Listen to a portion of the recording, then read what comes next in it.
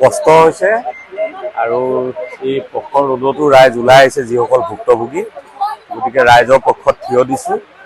আৰু ৰাইজে উপযুক্ত ক্ষতিপূৰণ পাব লাগিব তাৰ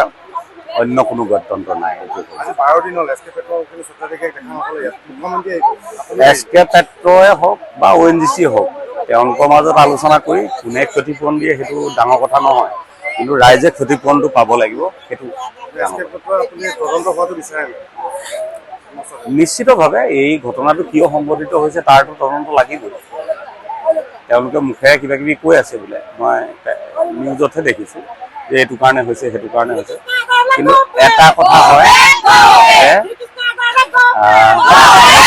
ভূগৰ্ভৰ তৈল খননৰ ক্ষেত্ৰত এটা ৰিস্ক ফেক্টৰ থাকে সদায় এনেকুৱা ঘটনা বহু ঠাইত ঘটিছে আৰু আমি আশা কৰিম যিমান সোনকালে এই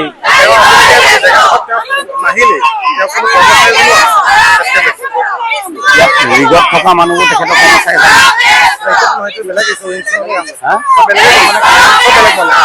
ৰিগটো বেলেগ বেলেগ মানে কাম কৰি আছে আচ্ছা তেখেত আহিব লাগিছে